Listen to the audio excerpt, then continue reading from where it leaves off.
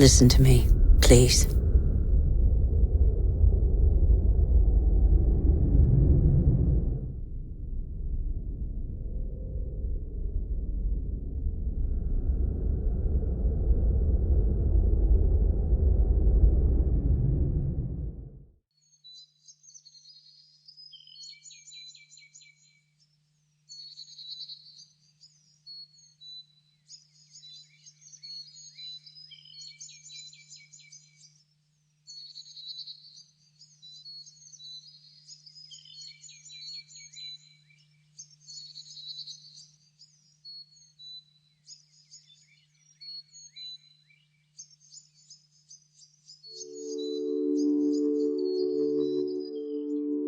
मैं किसान हूं। बंजर सी धरती से सोना उगाने का मादा रखता हूं। आधुनिक युग ने भुला दिया मुझे। मैं बस एक छूटे हुए सुर की तान हूं। बरसों पुरानी आर्यवर्त की इस संस्कृति के भारत की नई पहचान हूं। लेकिन अब नए युग में नई फसल बो रहा हूं, क्योंकि मैं किसान हूं।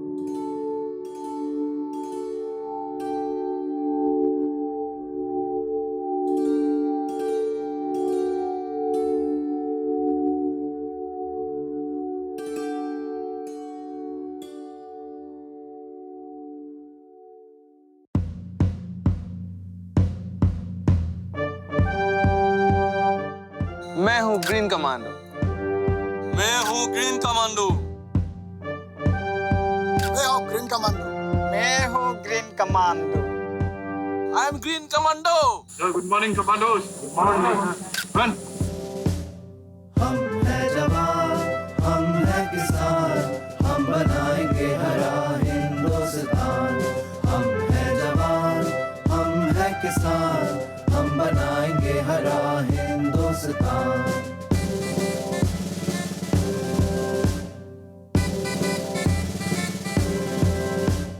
मुश्किलें पड़े झेलते रहे, वो हरा भरा ये आशियाँ। मुश्किलें पड़े झेलते रहे, हो हरा भरा ये आशियाँ।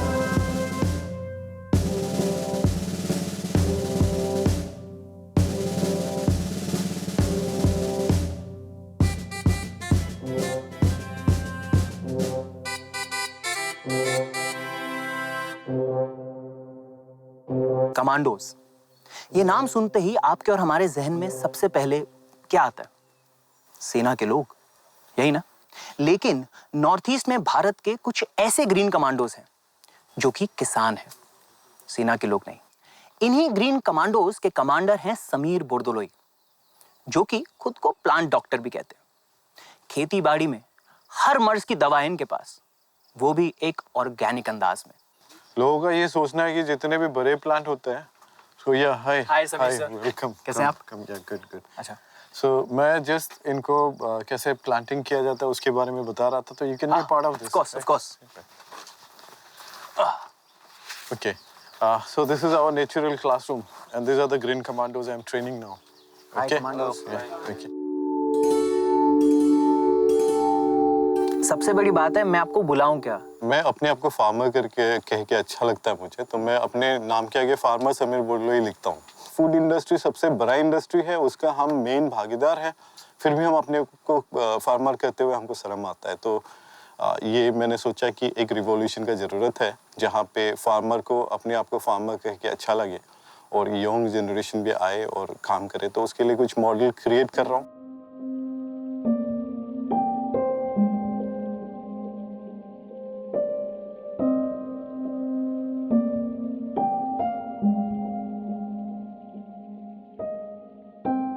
एक्चुअली मेरे घर पे कोई किसान नहीं है।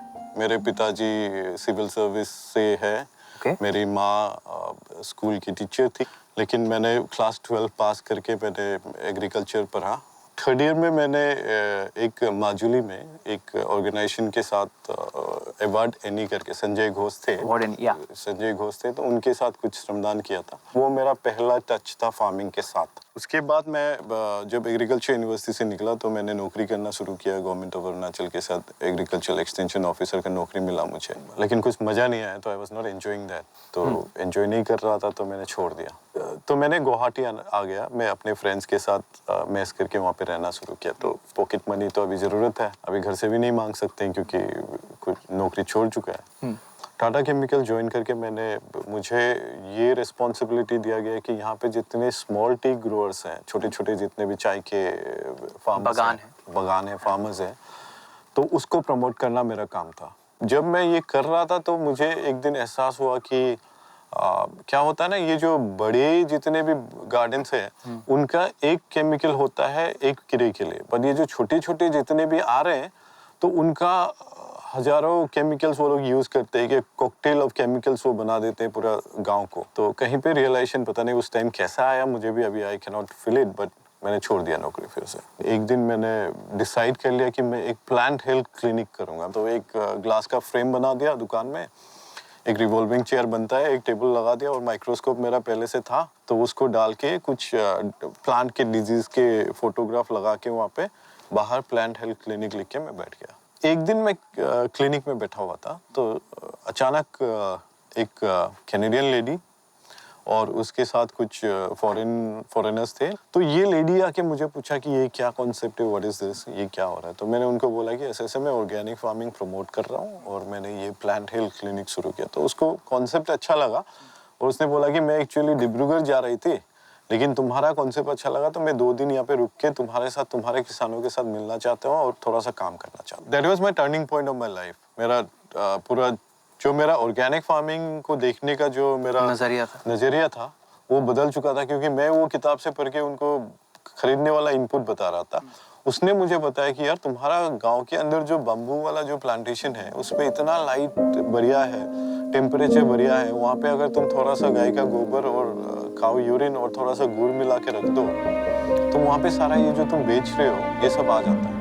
तो उन्होंने मुझे वो पूरा सोच ही बदल दिया कि यार हम अपने नेचर से कर सकते। तब मैंने वो मेरा पूरा लाइन चेंज हुआ 2003 से लेके 2005 तक।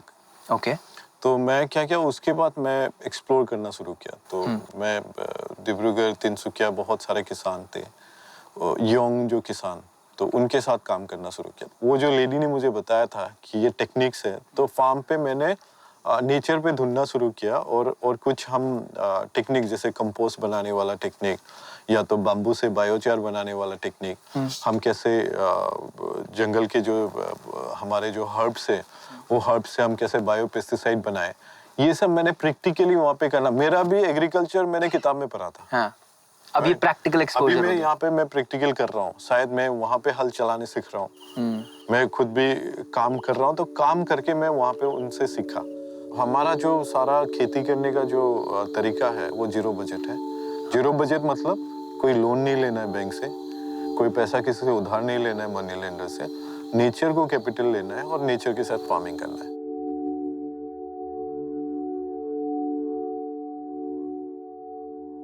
कमांडोज, अभी हम सीखेंगे कि कैसे हम सीड बॉम्ब बनाते हैं। जब हम जंगल में खेती करते हैं तो जैसे कि चिड़िया जैसे सीड को खा जाती है, फिर वो जब वहाँ पे लिटर करती है तो वहीं पे प्लांट उगता है। उसी तरीके से हम छोटे छोटे बॉल्स बनाएंगे। ये इसमें क्या है, हमने गाय का गोबर और टॉप सॉइल जो ऊपर का मिट्टी है काला वाला उसको मिक्स किया है। तो मिक्स करके आपको करना क्या है, आपको इसको जैसे बचपन में आप खेलते थे, आपको छोटा छोटा बॉल्स बनाना है और वो इतने साइज का हमको बॉल्स बनाना है। बॉल्स बना के ये क्या है, ये लोकल सीड है। जैसे कि हम सीड कोई खरीदते नहीं है, लोकल वाले भिंडी है, तो ये इसको हम सीड्स को निकलेंगे यहाँ से, राइट। तो उसके बाद यहाँ से एक सीड लेके हमको यहाँ पे जस्ट थोड़ा सा ही इसको ऐसे डाल देना है, ठीक है। उसके बाद हम इसको रखेंगे और उसके बाद जंगल जाके इसको हम बॉम्बिंग करेंगे। ये हम ग्रीन कमांडो, इसका सर्जिकल स्ट्राइक होगा जब हम ऐसे बॉम्ब फेंकेंगे जो दुनिया को और भी हरियाली करेगा और लोगों को अच्छा फूड देगा।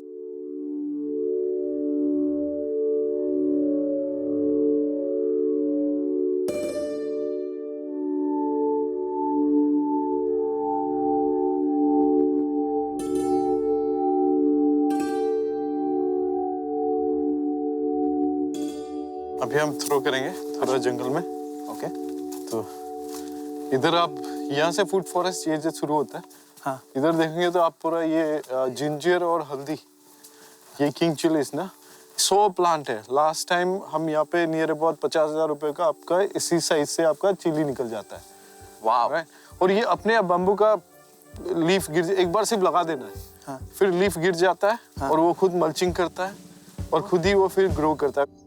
समीर, ये ग्रीन कमांडो नाम कैसे पड़ा? 3 इंटर्न जो बॉस्को इंस्टीट्यूट से आए थे, ये गांव पे जब हम काम कर रहे थे तो ये 3 बंदे भी मेरे साथ थे। एक लड़का चार्ट पेपर केज होता है तो उसको वो बाइक में ऐसे पीछे लिया हुआ था जैसे कि रॉकेट लॉन्चर पकड़ा हुआ है। तो उसने मुझे पूछा कि सर मुझे कैसा लग रहा है, तो मैंने बोला तुमको तो कमांडो लग रहा है। वो बहुत खुश हो गया, हाँ। कि उसको जब मैंने कमांडो बोला तो मुझे ये स्ट्राइक किया कि यार हम यूथ्स को अगर हम लाना चाहते तो this is the right word. क्यों ना मैं फार्मर्स को सोशल एग्रीप्रेंटिस बनाऊं और उनको टर्म करूं ग्रीन कमांडोज। कमांडोज, हम यहाँ पे सीट बॉम्बिंग करेंगे। पहले लाइन करके सीट को हाथ पे पकड़ के 1 मिनट आंख बंद करके पूरा पॉजिटिव एनर्जी हाथ में लाके, क्योंकि आप लाइफ को जनरेट कर रहे हो और जंगल में कर रहे हो। इस जंगल का वैल्यू एड करेंगे, फूड क्रॉप्स को भी इसमें डालेंगे, ठीक है? सब आंख बंद करेंगे 1 मिनट के लिए, फिर पूरा पॉजिटिव एनर्जी लेके हाथ से हल्के से वो थ्रो करेंगे बॉम्ब। Close your eyes.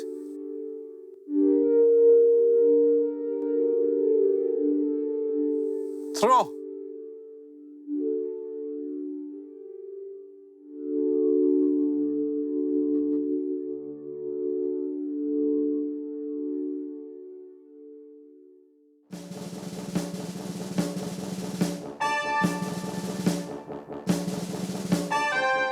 तो अभी ग्रीन कमांडोज जो यहाँ पे हैं, ये क्या क्या कर रहे हैं काम?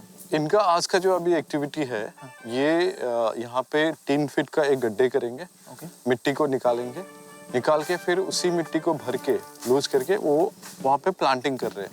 मेहगोनी ट्री आज वो प्लांट कर रहे हैं। तो ये एक्टिविटी एक टीम वर्क भी ठीक करता है, क्योंकि टीम ये लोग कैसे शेयरिंग करते हैं, तो इसलिए हम ये कैंपिंग के तहत हम उनको सिखाते हैं कैसे प्लांटिंग किया जाए। और यहाँ पे जितने भी ग्रीन कमांडो है, सबके नाम से एक एक प्लांट है इस जंगल में। अच्छा। तो वो एक अटैचमेंट होता है, प्लांटिंग ही नहीं, उसको नर्चर भी करना है। और दिखाते हैं आगे जंगल में कैसे उग रहे हैं प्लांट्स।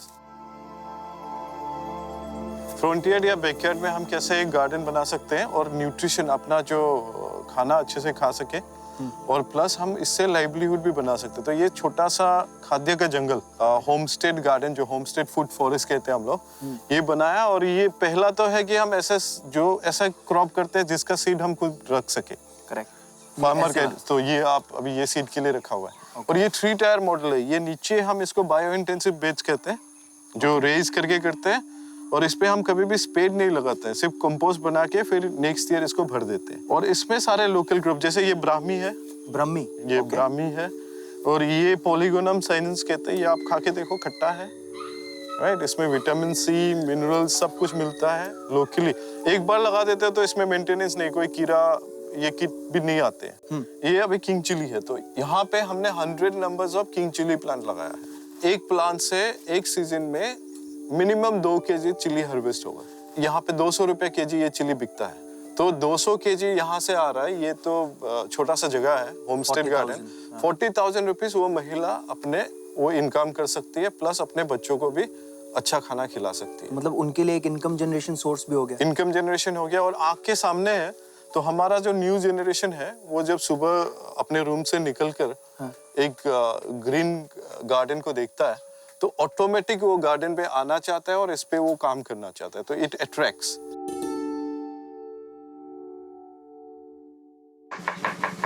मेरा नाम आशुतोष गोस्वामी है। मैं तेजपुर असम से हूँ। मैं प्रोफेशनली एक शेफ़ हूँ। पहले ओबरॉय ग्रैंड में काम कर रहा था, फिर उसके बाद मैंने दिसंबर में जॉब छोड़ दिया। ग्रीन कमांडो के बारे में मैंने अपनी बहन से सुना। जब मैं शेफ़ था तो डायरेक्टली मुझे जो वेजिटेबल चाहिए था मैं मार्केट से ले लेता था, और जैसे मैंने आपका ग्रीन कमांडो ज्वाइन किया तब मालूम है कि कितना एक फार्मर कितना मेहनत करता है। जो मैं सोचता था वो टोटली चेंज हो चुका है अभी फ़िलहाल। और ऐसा नहीं कि जब हम लोग सोचते हैं कि शेफ़ लाइफ बहुत कंफर्टेबल है, फिलहाल मैं ग्रीन कमांडो बन के अपना लाइफ ज़्यादा कंफर्टेबली जी रहा हूँ। सब रेडी? सो अभी जस्ट 2 मिनट के लिए आंख बंद करके you just dedicate the whole day whatever you have learn, आपने क्या क्या सीखा है उसको देखो और अपना लक्ष्य को जो हमने सोचा वो लक्ष्य को आप रेडी करो. Right, ready?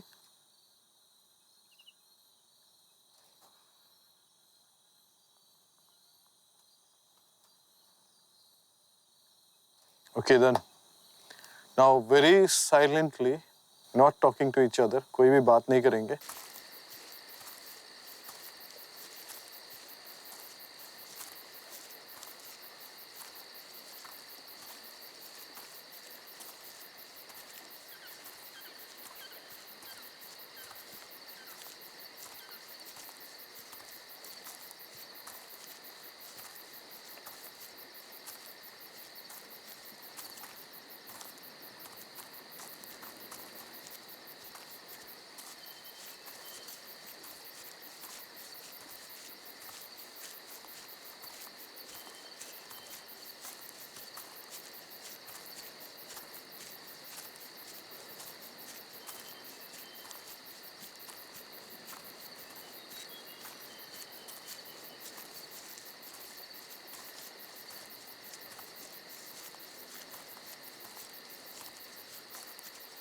मैं 1 साल पहले ग्रीन कमांडो बना यहाँ आके. अभी तो मैं पूरा कोशिश कर रहा हूँ दूसरे लोगों को भी वो सिखाने के लिए. फायदा तो बहुत हुआ हमको.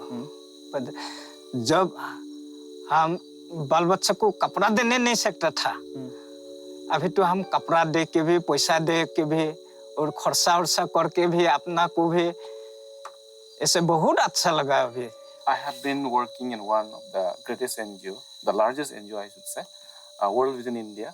This is one of the international NGO. I want to be with my family, so I just left that organization.